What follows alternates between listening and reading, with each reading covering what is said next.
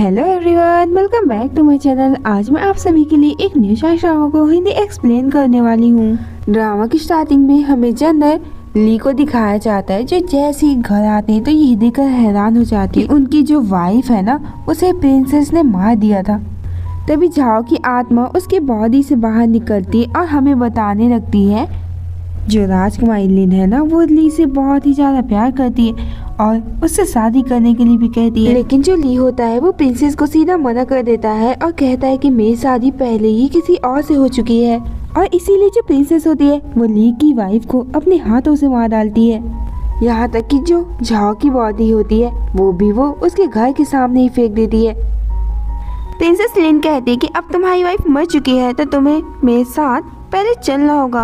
ली अपना तलवार नीचे रखता है और कहने लगता है, मिस मैं आपके साथ चलने के लिए तैयार हूँ। झाओ की आत्मा ये देखकर बहुत दुखी होती है और कहने लगती है कि तुमने तो मेरे लिए एक आंसू भी नहीं बहाया। जैसे ही वो झाओ की बॉडी को टच करने वाला था तो लिन कहती है कि तुम मेरे साथ पहले जाने के लिए तैयार हो चुके हो, तो तुम अभी भी उस झाओ की गंदी बॉडी को टच नहीं कर सकते। ली कहता है कि झाओ और मैं हस्बैंड वाइफ थे, इसलिए मैं उसे लास्ट बार गुड बाय करना चाहता हूँ, यानी कि उसे दफनाना चाहता हूँ। मुझे डर है कि अगर उसे दफनाया नहीं जाएगा तो उसकी आत्मा आपको परेशान करेगी। ये देखकर कहने लगती है, तुम कितने ज्यादा नीच और कमीने हो, मैं अभी अभी मरी हूँ और तुम प्रिंसेस की चापलूसी कर रहे हैं। प्रिंसेस कहती है, ठीक है मैं भी तुम्हारे साथ चलूंगी, और हाँ अब से तुम्हें मेरी बहुत अच्छी तरीके से सेवा करनी होगी। इस पर ली भी हाँ करता है और झाओ को उठाकर लेकर जाने लगते हैं। कुछ टाइम बाद देखते हैं जहाँ वो झाओ की बॉडी को दफनाने के लिए अपने हाथों से एक गड्ढा खन रहा था। ये सब देखकर झाओ कहती है कि तुमने इतना सब कुछ कर लिया, प्यार करने का दिखावा क्यों कर रहे हो? जल्दी से मुझे दफना दो ताकि मैं फिर से पुनर्जन्म ले सकूं।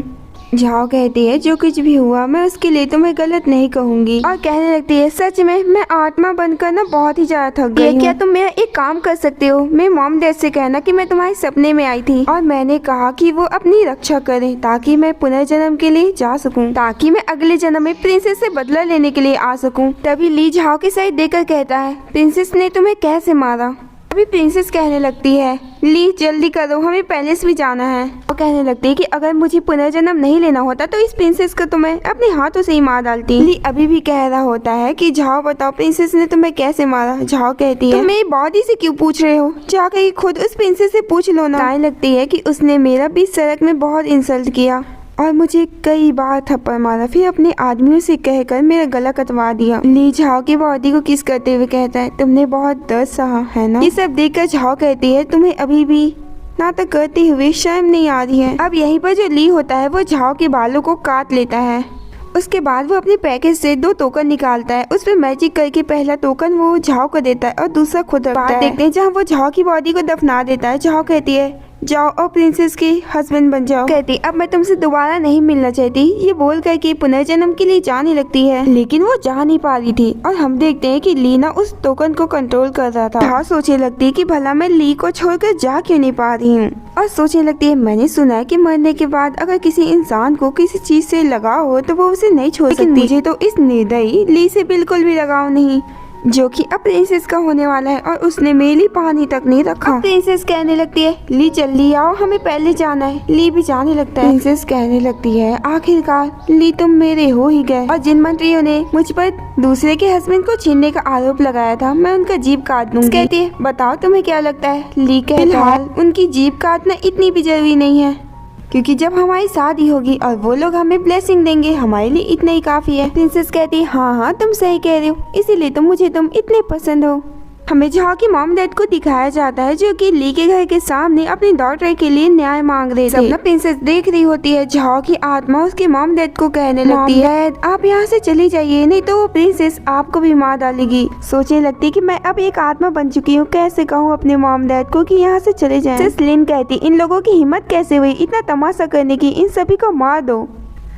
जैसे सैनिक उसके मॉम डैड को मारने के लिए आगे बढ़ने लगते हैं। जहाँ सोचने लगते हैं कि आज मैं अपने मॉम डैड को नहीं बचा पाऊंगी, हमारी खुशी का दिन है और हम आज उन्हें नहीं मार सकते। प्रिंसेस कहती है, बताओ तो मुझे क्या करना चाहिए। ली कहता है, मैं खुद ही इन लोगों को जंगल इलाके में छोड़ आऊंगा और ये कभी भी सिटी में वापस नहीं आएंगे। प्रिंसेस कहने लगती, तुम ऐसा क्यों कर रहे हो, कहीं तुम्हारा कोई दूसरा मकसद तो नहीं। अब ली कहने लगता है कि प्रिंसेस, मैं आपके साथ विश्वासघात नहीं कर सकता और अगर मैं ऐसा करने का कोशिश भी करूंगा तो आप जो चाहे वो सजा मुझे दे सकती हैं। जिस पर प्रिंसेस कहती, ठीक है फिर मैं तुम्हारी बात मानने के लिए तैयार, लेकिन मेरी भी एक शर्त है, तुम्हें इन लोगों को सभी के सामने थप्पड़ मारना होगा और सिटी से बाहर निकालना होगा। ली कहता है, ठीक है प्रिंसेस, जैसा आप चाहेंगी वैसा होगा। जैसे ही वो बाहर आता है तो झाओ की मॉम कहने लगती है, ली तुमने ही हमसे रिक्वेस्ट किया था कि हम झाओ की शादी तुमसे करा दें, अब तो तुम जनरल बन चुके हो तो हमारी डॉटर को क्यों मारा गया। और हमें बताने लगती है कि मैं एक किसान की बेटी हूँ, मैंने ली की जान बचाई थी और ली मुझसे प्यार करने लगा और इसी तरीके से हमारी शादी हो गई। कुछ महीने बाद हमारी कंट्री में युद्ध होने लगा था। युद्ध में कई महीने बीत गए, मुझे लगा कि वो मुझे भूल जाएगा, लेकिन आकर मुझे बहुत तेज गले लगाता है और कुछ महीने बाद पता चलता है केयर में इंपीरियल ने उसे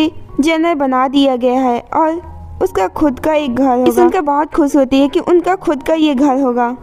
टेंट में झाओ के फादर कहने लगते हैं, मेरी डॉटर मुझे वापस दो। भी उन दोनों को थप्पड़ मारते हुए कहता है, इन दोनों को सिटी से बाहर फेंक दो। कहती होते ऐसा मत करो, ऐसा मत करो, लेकिन फिर भी उसके मॉम डैड को ले जाया जाता है। दुखी होती है और कहने लगती है कि मैं अपने मॉम डैड को भी नहीं बचा सकती। बस कहने लगती है ली से कि तुमने बहुत अच्छा काम किया, जल्दी से आओ, हमें पैलेस भी जाना है। ली प्रिंसेस के पास जाने लगता है तो झाओ सोचने लगती है कि मुझे तुम्हें नहीं बचाना चाहिए। उसी टाइम चट्टान से गिरकर मरने के लायक थे। कुछ टाइम बाद देखते हैं जहाँ वो तीनों आ जाते हैं पैलेस।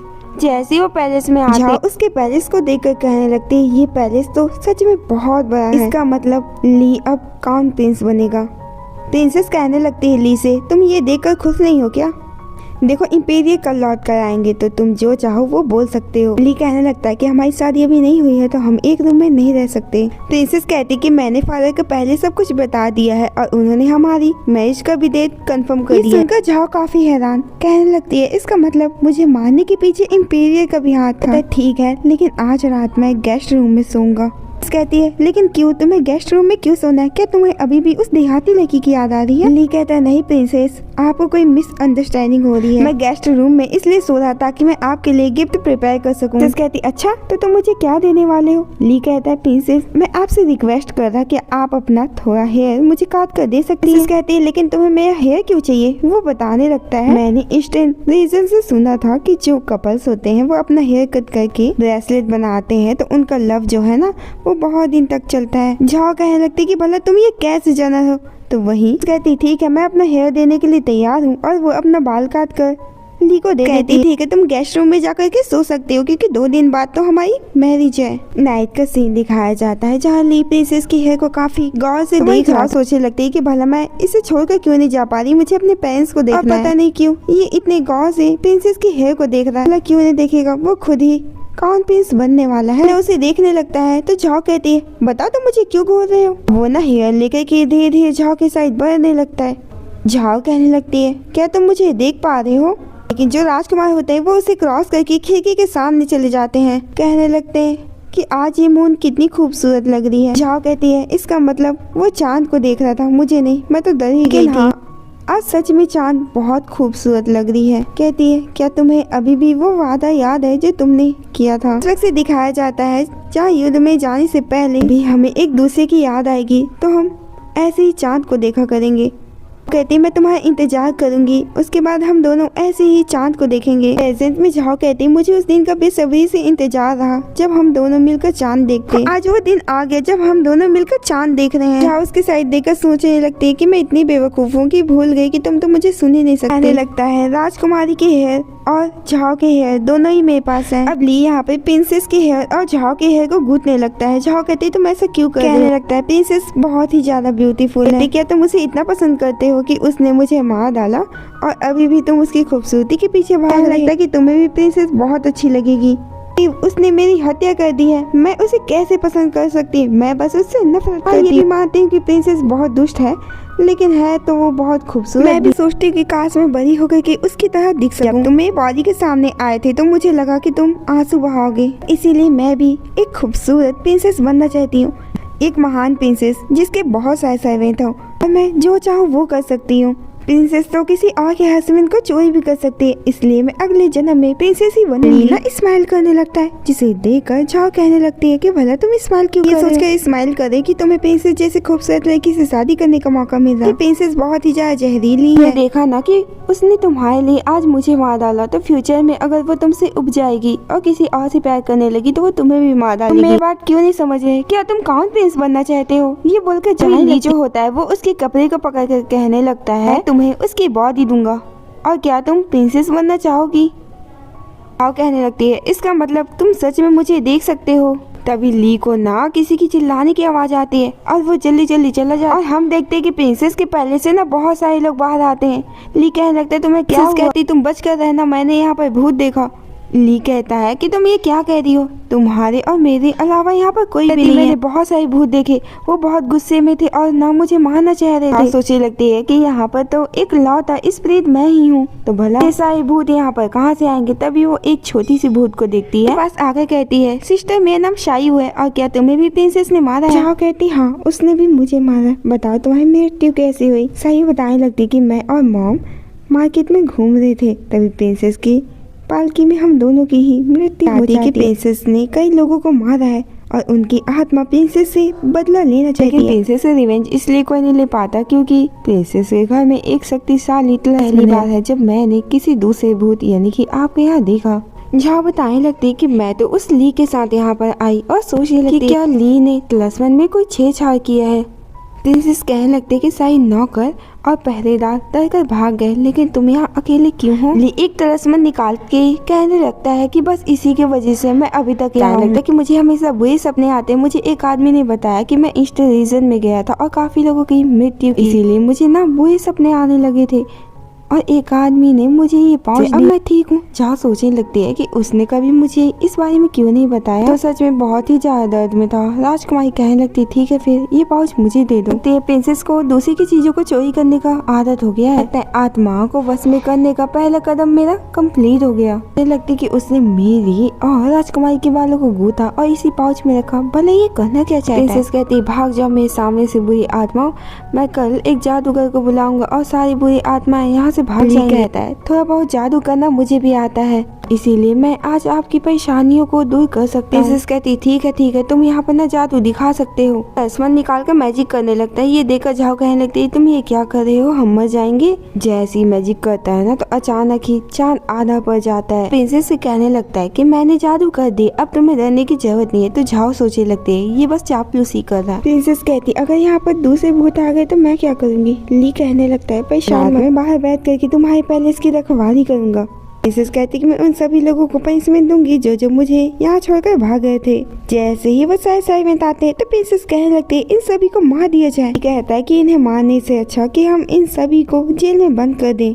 प्रिंसेस कहती, हाँ तुमने मेरी जान बचाई है तो मैं तुम्हारी बात मानूंगी। कहती, फिलहाल तो मैं तुम्हें जाने दे रही, लेकिन दोबारा ऐसा मत करना, सारे में चले जाते हैं। जैसे ही बाहर आता है तो झाओ कहने लगती है, दिखावा करना बंद करो, मुझे पता है कि तुम मुझे देख सकते हो। लगती है, बताओ तुम मुझे और शायू को देख सकते हो ना? अगर तुम मुझे इग्नोर करोगे तो शायू को मैं सही बात बता दूंगी। कहने लगती है, ली मुझे बहुत गुस्सा आ रहा है, मैं तुम्हें और राजकुमारी को मार डालूंगी। ली उसकी कोई बात नहीं सुनता और वहाँ पर सो जाता है। झाओ भी सोचने लगती है कि शायद सच में वो मुझे नहीं देख सकता। कहती, सिस्टर मैं जा रही, मुझे अपनी मॉम को ढूंढना होगा। और ये बोलकर वो चली जाने के बाद वो ली से कहने लगती है कि भला तुम्हारा असली प्लानिंग है क्या? और कहने लगती है, एक स्पिरिट बनकर रहना कितना ज्यादा बोरिंग है, इतनी लंबी रात और भला मैं अकेली हूँ, क्या करूँगी मैं? नेक्स्ट डे का सीन दिखाया जाता है। जैसे ली की आंखें खुलती है वो जल्दी से प्रिंसेस के पास जाता है। तो प्रिंसेस मैं रात भर आपकी देखभाल कर रहा था। जाओ कहती, तुम तो झूठे हो, खुद देखा तुम तो पूरी रात सो रहे थे। प्रिंसेस उठकर सीधा ही ली को गले लगा लेती, कहती मैं तुमसे अच्छा व्यवहार करूंगी। ली कहने लगता है, प्रिंसेस मैं आपको उठाने में आपकी मदद करूं। प्रिंसेस कहती है, ये देखकर काफी जलस, सोचने लगती है कि इस ली ने कभी मेरी इतनी केयर नहीं की। कहती मुझे बहुत ही ज्यादा ना वीकनेस फील हो रहा है। ली कहता कोई बात नहीं, हम डॉक्टर को बुला कर लाएंगे। आकर जब प्रिंसेस को चेक करता है तो बताता है सब कुछ ठीक है, बस प्रिंसेस को वीकनेस और टेंशन है, उन्हें बस आराम करने की जरूरत है। कहने लगती है कि मैं दवा बना करके ला दी, ली कहता है कोई बात नहीं, मैं खुद जाऊंगा दवा बनाने। दवा बनाकर लाता है, काफी प्यार से प्रिंसेस को खिलाने लगता है। और भी ज्यादा जेलस होती, कहती भगवान प्लीज मुझे अपने पास बुला लीजिए। गॉड मैं एक पावरफुल प्रिंसेस बनना चाहती हूँ, प्लीज पिछले जन्म में मुझे एक प्रिंसेस बनाना। लगता है एक बार प्रिंसेस इस दवा को पी ले फिर मेरी सारी इच्छा पूरी हो जाएंगी। प्रिंसेस यहाँ पर आराम कर रही होती तो वहीं ली बुक पढ़ने लगता है। उस बुक को देखकर काफी खुश, कहती ये तो मेरी फेवरेट बुक है। फ्लैशबैक से दिखाया जाता है कि कैसे ली ने पूरे बुक स्टोर को ही खरीद लिया था सिर्फ झाओ कहने लगती कि मैंने इस बुक को आधा पढ़ा था, मैं इसे कंप्लीट नहीं कर पाई थी। मैं मरने के बाद तुम्हें इस बुक को जला देना चाहिए था ना, तुमने इसे क्यों नहीं जला होता है? तो झाओ कहती देखो पेज मत पलटना, मुझे भी देखना है। इसी तरीके से झाओ और ली इस बुक को पढ़ने लगते हैं।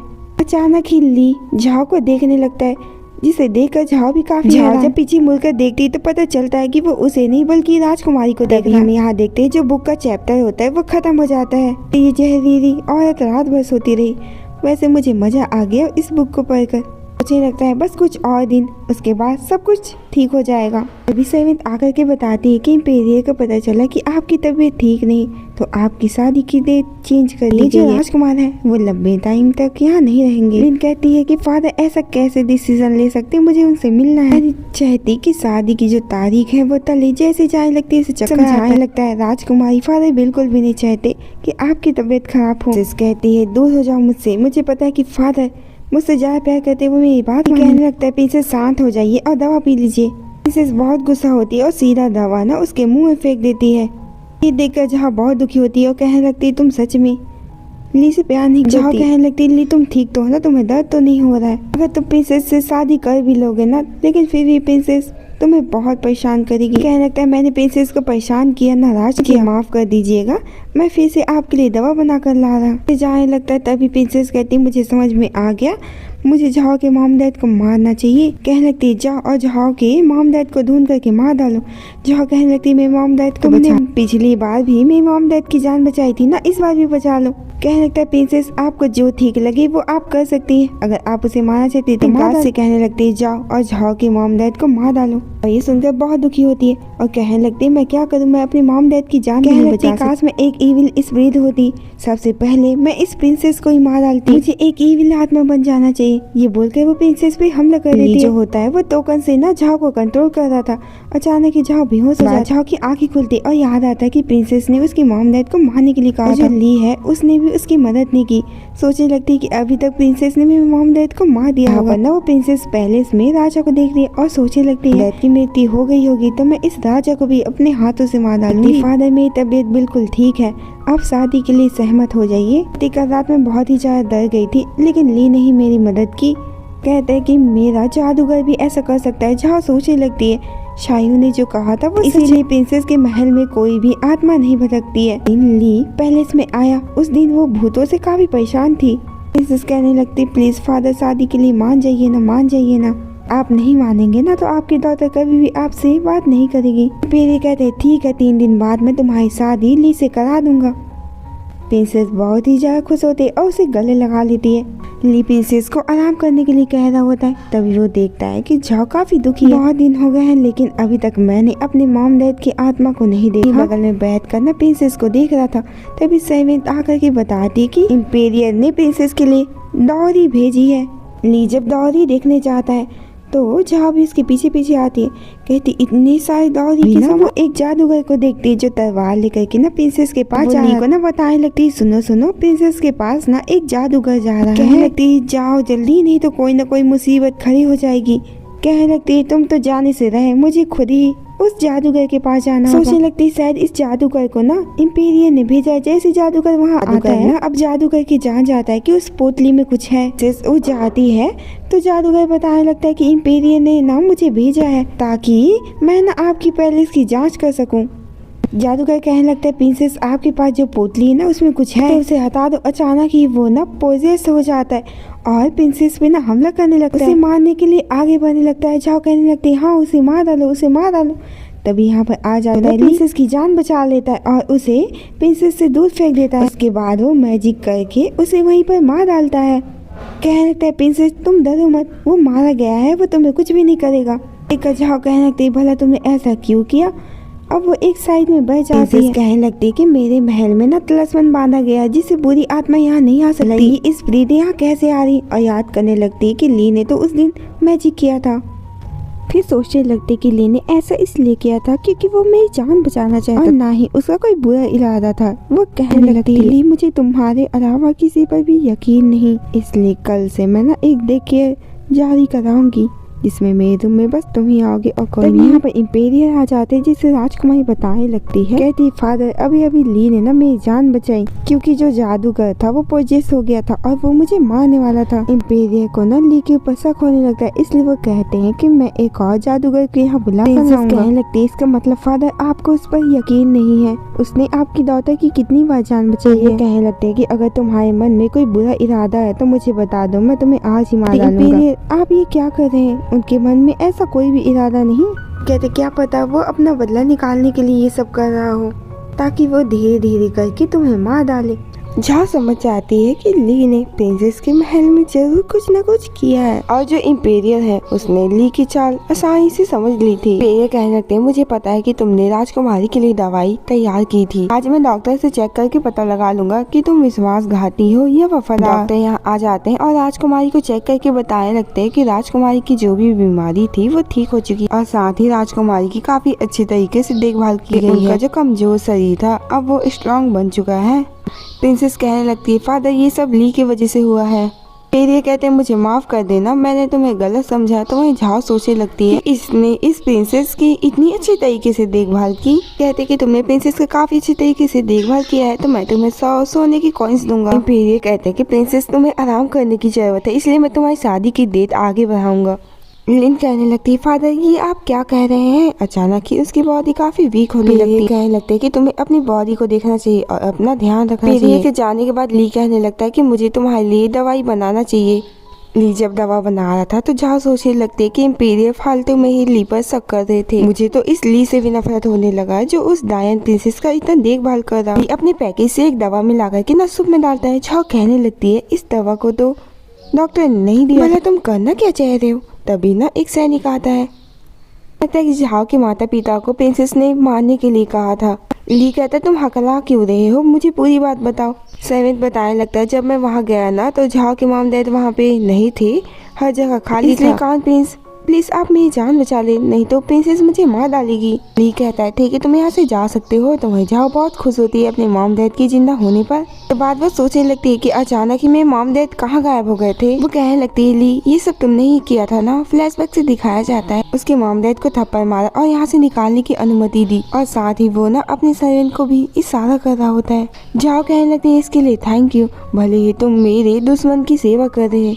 और बताने लगते कि राजकुमारी की शादी की डेट आगे बढ़ा दी गई है, इसलिए राजकुमारी और ली अलग अलग सिटी पर घूमा करते थे और जब भी राजकुमारी को कोई इंसान पसंद नहीं आता था तो वो उसे मारने की कोशिश करती थी। लेकिन उस टाइम ली था जो उन इंसानों की जान बचा लिया करता था। जो विलेजेस के लोग थे वो ये सोचकर बहुत खुश होते थे कि ली की वजह से कोई भी निर्दोष इंसान नहीं मारा जाएगा। ये भी बताती है कि ली जब भी वापस आता था तो वो चंद्रमा को देखा करता था। कहती तुम चांद को हमेशा ऐसे देखते हो, क्या तुम्हें मेरी थोड़ी भी याद नहीं आती। ली अपने हाथों पर ना काउंटिंग करते हुए कहता है कि टाइम अब खत्म हो गया है। झाओ कहती क्या तुमने क्या कहा। तो वही ली काफी खुश होकर के ना प्रिंसेस के पैलेस में जाने लगता है। झाओ यहाँ पर ना शायू से मिलती और कहती कि मैंने तुम्हें बहुत दिन बाद बताती कि आखिरकार मैं और मेरी माँ रिबत के लिए जा रहे हैं। जो प्रिंसेस है ना उन्होंने लोगों को मारना बंद कर दिया है और इसीलिए आज मैं ना तुम्हें यहाँ पर गुड बाय करने के लिए आई थी और तुम भी ना अब प्रिंसेस से नफरत मत करो और रिबत के लिए चली जाओ। मुझे पता है कि आप ली से अलग नहीं होना चाहती हो,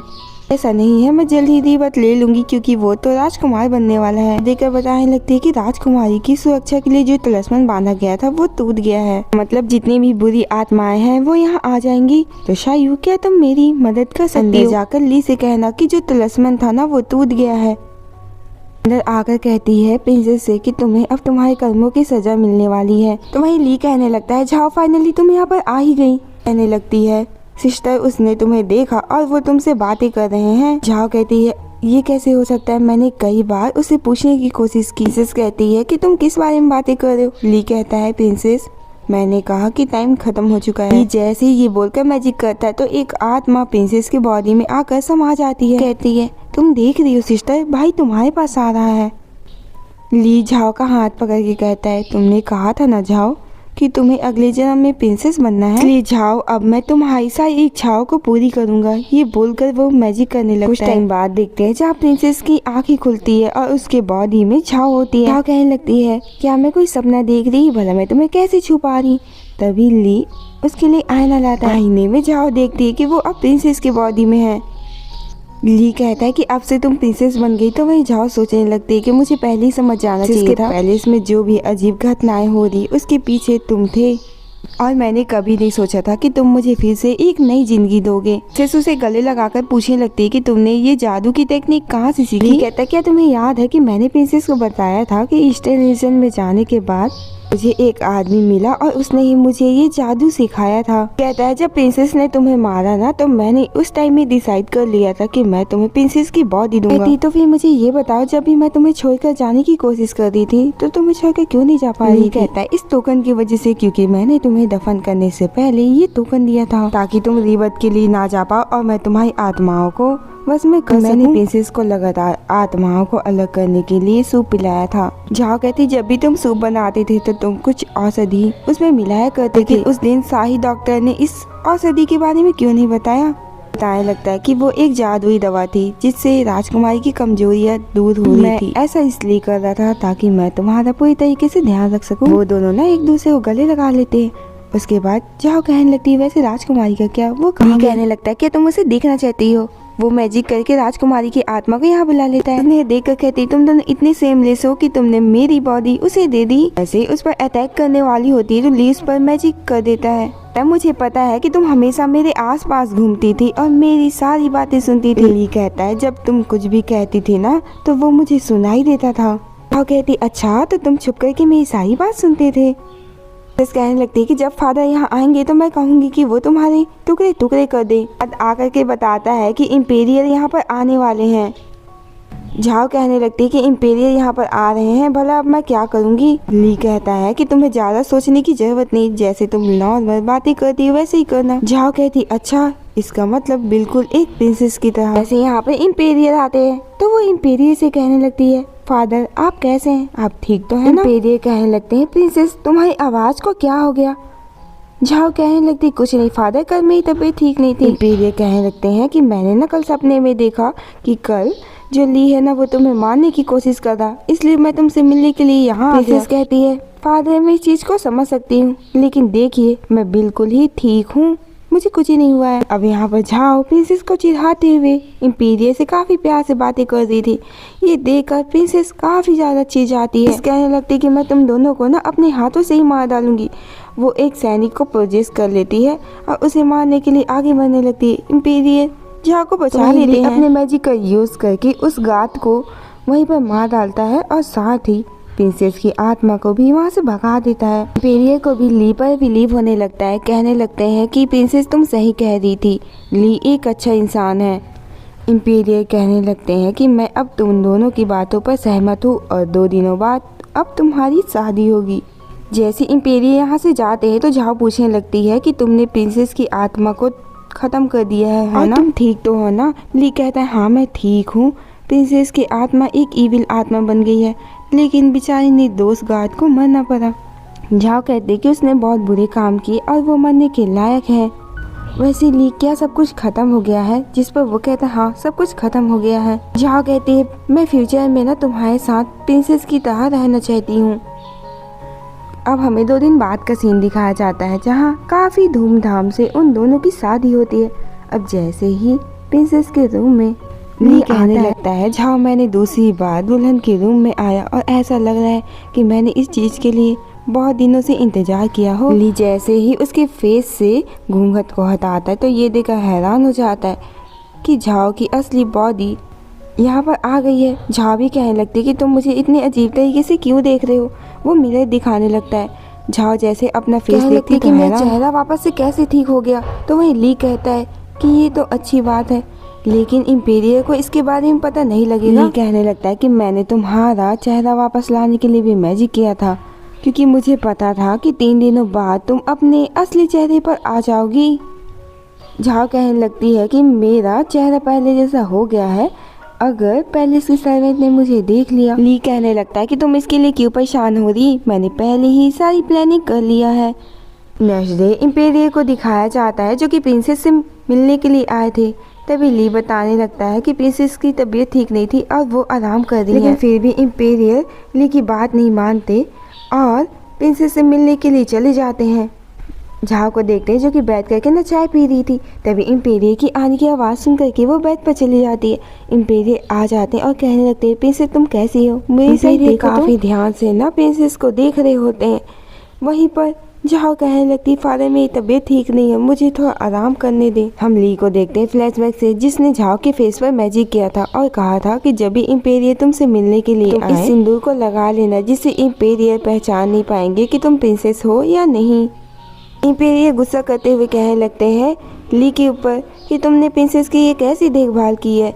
तो झाओ कहने लगती है कि उसकी कोई भी गलती नहीं है। इम्पेरियर कहने लगते हैं प्रिंसेस तुम अभी आराम करो, उसके बाद मैं तुमसे मिलने के लिए आऊंगा, एक डॉक्टर को भी बुलाऊंगा। जैसे इम्पेरियर यहाँ से जाते हैं तो झाओ कहने लगती है ली से कि मैंने बहुत अच्छी एक्टिंग की है ना। ली कहता है हाँ तुमने बहुत अच्छी एक्टिंग की। झाओ कहने लगती है वैसे हम कब तक ऐसे छुपते रहेंगे, कभी न कभी उन्हें पता चल ही जाएगा। ली कहने लगता है 3 दिन बाद हम यहाँ से निकल जाएंगे, उसके बाद झाओ हम अपनी जिंदगी का एक नई शुरुआत करेंगे। वो दोनों एक दूसरे को गले लगाने लगते हैं। एक जादूगर को देखते हैं जो कि ना इम्पेरियर से मिलने के लिए आया होता है और बताने लगता है कि मैंने जो तलिस्मान बांधा था ना वो तलिस्मान टूट गया है और कैपिटल में ये सब हो गया। काफी परेशान कहने लगते हैं कि सच में प्रिंसेस पैलेस में जो तलिस्मान लगा था वो टूट गया है। इम्पेरियर बताने लगते हैं कि मैंने ना सपना देखा था कि ली जो है वो प्रिंसेस की मृत्यु कर रहा है। जादूगर कहने लगता है यहाँ पर ना कोई गड़बड़ हो रहा है, हमें कुछ न कुछ करना होगा। इम्पेरियर कहते हैं कि ठीक है फिर हम इस चीज़ का प्लानिंग करेंगे। और झाओ को दिखाया जाता है जो कि आज फाइनली इस पैलेस से बाहर निकलने वाले थे, लेकिन तभी उन्हें पता चलता है कि इम्पेरियर यहाँ पर आ रहे हैं। कहने लगता है कि तुम्हें जल्दी से जल्दी पहले सिंदूर लगाना होगा ताकि इम्पेरियर हमें पहचान न ले। हम देखते हैं कि झाओ ना सिंदूर लगा करके इम्पेरियर के पास आती है। इम्पेरियर कहते हैं बहुत दिन हो गया मैं तुमसे मिला नहीं था और हमने साथ में डिनर भी नहीं किया, इसीलिए मैंने आज तुम दोनों को डिनर के लिए बुलाया है। अब वो दोनों यहाँ पर बैठ करके खाना खाने लगते हैं। जैसे यहाँ पर ना झाओ ब्लॉसम कुकीज खाती तो उसके पूरे बॉडी में खुजली होने लगती है। इम्पेरियर उसी जादूगर को बुलाते और कहने लगते प्रिंसेस को देखो कि भला उसे क्यों खांसी आ रही है। अब वो जादूगर झाओ को देखने जादूगर कहने लगता है इम्पेरियर कुछ भी नहीं हुआ है, प्रिंसेस को ना उस कुकीज से एलर्जी है इसलिए ये सब हो रहा है। कहने लगता है इम्पेरियर ये सारी मेरी गलती है, मुझे नहीं पता था कि प्रिंसेस को मूंगफली से एलर्जी है। तभी वो जादूगर बताने लगता है कि प्रिंसेस के हाथों में कुछ अजीब सा मुझे फील हो रहा है। अब होना क्या था वो सीधा ही झाओ पर मैजिक कर देता है जिससे झाओ का असली फेस इम्पेरियर के सामने आ जाता है। कहते हैं कि तुम प्रिंसेस नहीं हो। झाओ ली से पूछने लगती है कि ये इल्यूजन कैसे फेल हो गया, कैसे इम्पेरियर को पता चल गया कि मैं प्रिंसेस नहीं हूँ। जादूगर ली से पूछने लगता है बताओ ये कौन है। तो ली बताता है कि ये मेरी असली वाइफ है जिसे प्रिंसेस ने मार दिया था। इम्पेरियर अपने साई बॉडीगार्ड को यहाँ पर बुला लेते हैं। तो वहीं ली कहने लगता है क्या तुम ये नहीं जानना चाहते कि प्रिंसेस की आत्मा कहाँ पर है। जादूगर कहता है ली के पास अभी भी प्रिंसेस की आत्मा है, वो उसे नष्ट कर सकता है। ली बताने लगता है कि प्रिंसेस बहुत बुरी थी, वो निर्दोष लोगों को मारा करती थी और बहुत सारी आत्माएं हैं जो प्रिंसेस को अब मारना चाहती हैं। झाओ ये भी बताने लगती है कि प्रिंसेस ने मुझे मार डाला और उसके बाद वो ली से शादी करना चाहती थी और ये सब चीज़ों में ना इम्पेरियर ने भी प्रिंसेस की मदद की थी। इम्पेरियर कहते तुम दोनों झूठ बोल रहे हो और तुम्हारी इतनी हिम्मत, मुझे मेरी प्रिंसेस की आत्मा दे दो। जादूगर भी कहने लगता है इसका मतलब ली जो कह रहा है वो सच है ना। तलिस्मान बाहर निकाल कर कहने लगता है कि अगर किसी ने हमें मारने की कोशिश की तो मैं पूरे के पूरे पैलेस को ही खत्म कर डालूंगा। और ये सुनने के बाद जितने भी सैनिक और वो जादूगर भी डरने लगता है। ली कहने लगता है झाओ क्या तुम्हें इससे डर लग रहा है। झाओ कहती नहीं मैं पहले ही मर चुकी थी तो अब तुम्हारे साथ मरने में मुझे क्या ही डर लगेगा। जैसे ही मैजिक करने वाला था जितने भी सैनिक होते हैं वो अपना चाकू नीचे रख देते हैं और वहाँ से चले जाते हैं। इम्पेरियर काफी गुस्सा कहते हैं मैं तुम सभी को मार डालूंगा। ये देखकर जादूगर भी समझ जाता है और कहने लगता है इसका मतलब आप दोनों सच में निर्दोष लोगों को मारा करते हैं। वो गार्ड भी बताने लगते हैं कि सच में इम्पेरियर निर्दोष लोगों को मारा करते थे जिससे जिससे जो जादूगर होता है वो भी अब इम्पीरियल की मदद करने के लिए सीधा ही मना कर देता है। कहने लगता है कि आप जैसे इम्पीरियल की इस दुनिया में कोई भी जगह नहीं। जैसे इम्पीरियल उसे मारने के लिए आगे बढ़ते हैं वैसे ही वो उन पर मैजिक कर देता है जिससे इम्पीरियल पर कहने लगता है। इसका मतलब शाही जादूगर ने अपना फैसला कर लिया है। जादूगर कहने लगता है कि मेरे पीछे आओ। वो दोनों उसके पीछे जाने लगते हैं। वो दोनों बाहर आकर के शाही जादूगर को धन्यवाद करने लगते हैं अपनी मदद के लिए। शाही जादूगर कहने लगता है मुझे पता चल गया है कि प्रिंसेस को मारने के पीछे तुम्हारा कोई रीज़न था। तुमने ऐसे ही बुरे इरादों से प्रिंसेस को नहीं मारा, लेकिन क्या भरोसा आगे चल कर के झाओ भी प्रिंसेस की तरह लोगों को मारना स्टार्ट कर दे।